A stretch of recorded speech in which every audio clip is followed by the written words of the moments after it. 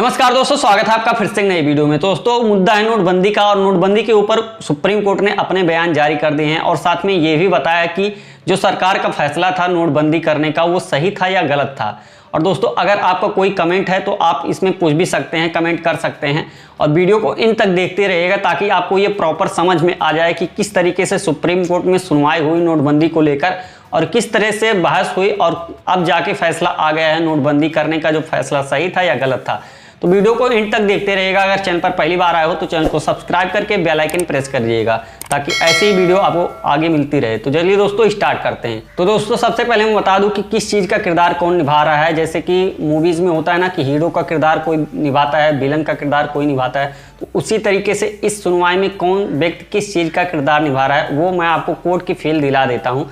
तो सामने बैठे होते हैं सुप्रीम कोर्ट के जज साहब और एक साइड होते हैं RBI और केंद्र सरकार के वकील और एक साइड होते हैं जिनको आपत्ति है नोटबंदी का फैसला गलत है या सही है, उनके वकील।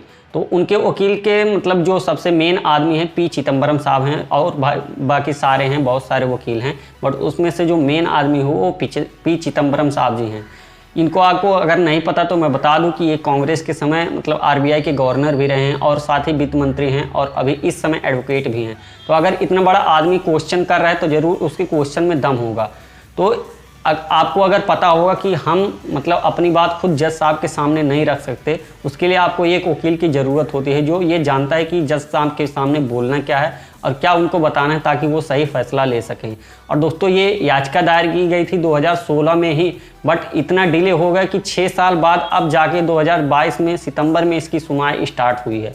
अगर दोस्तों सरकारी फैसले पर और इतना बड़ा वकील अगर याचिका दायर करता है, इन लोगों का फैसला इतना लेट हो सकता है, इतने डिले हो सकती है सुनवाई, तो सोचिए आम आदमी का फैसला कितना डिले हो सकता हो सुनवाई के लिए कोर्ट में जो केस करते हैं।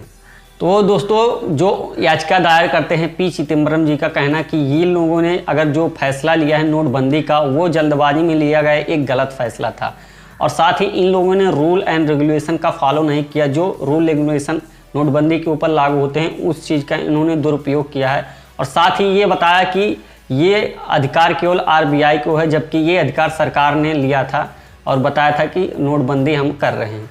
तो आइए इसके बारे में डिटेल में जानते हैं किस तरह से बहस हुई। तो सबसे पहले मैं बता दूं कि जो मतलब उनका क्वेश्चन है कि RBI का ये काम है, सरकार का नहीं काम है।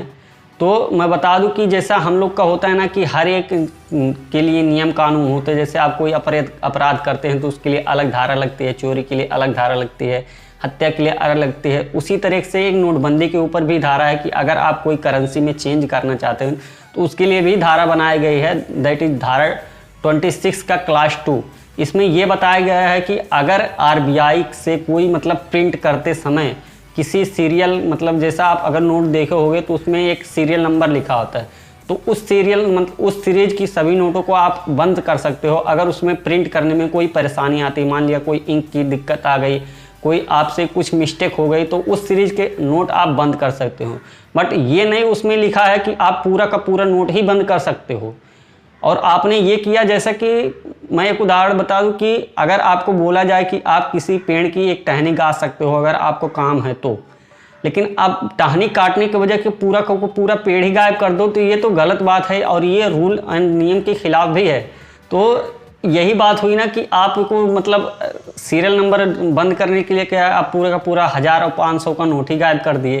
तो अब दोस्तों आपके मन में सवाल आएगा कि अब तो नोटबंदी हो गई, अब उससे फिर से नहीं बदला जा सकता। तो जी हाँ दोस्तों, P चिदम्बरम साहब जी का यही भी कहना है कि अब जो हो गया सो हो गया, अब हम इसको बदल नहीं सकते। बट हाँ, ये बता सकते हैं कि जो आपने फैसला लिया था ये फैसला जल्दबाजी में लिया गया गलत फैसला था। बट ये साबित कर दो और जज साहब इस पर मुहर लगा दे ताकि कभी भी अगर भविष्य में ऐसा कोई फैसला लेना हो सरकार को तो एक बार ज़रूर सोचे और समझदारी से ये फैसले ले, इतने बड़े फैसले।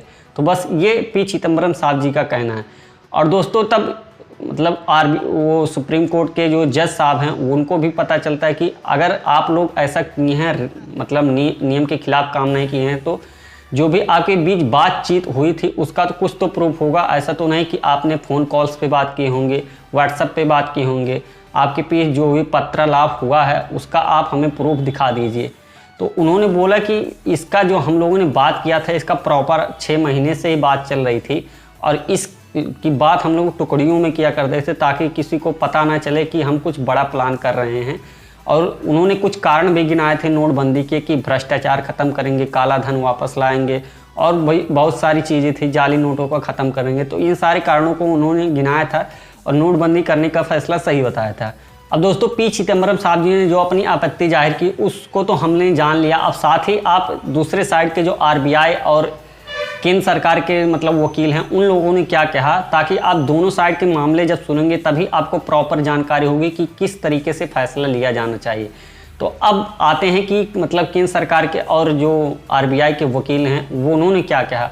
तो उन्होंने बताया कि देखिए ये कहना सही नहीं हुआ कि नोटबंदी करना फेल हो गया, क्योंकि हम मानते हैं कि हम पूरी तरीके से काला धन वापस नहीं ला पाए, लेकिन ये भी सही हुआ कि नोटबंदी करने से बहुत सारे सुधार हुए हैं, जैसे ऑनलाइन ट्रांजैक्शन, यूपीआई को प्रमोशन, डिजिटल इंडिया और बहुत सारे अच्छे काम हुए हैं नोटबंदी से।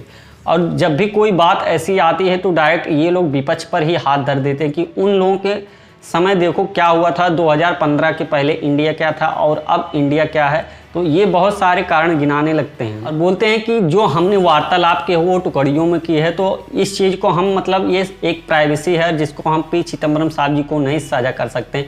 बट हाँ, मैं जज साहब को एक मतलब पैक फाइल के रूप में आपको मैं दिखा सकता हूँ। तो इस चीज़ को उन्होंने मतलब बताया कि हम ये चीज़ आपको दे सकते हैं और डेट मिला है 10 तारीख को, ये आ जाना चाहिए मतलब जज साहब के सामने। इसी बीच में किसी वकील को ये भी आ जाता है कि इस तरह के मामले में कोर्ट को इंटरफेयर नहीं करना चाहिए, क्योंकि ये आर्थिक रूप से मामला है।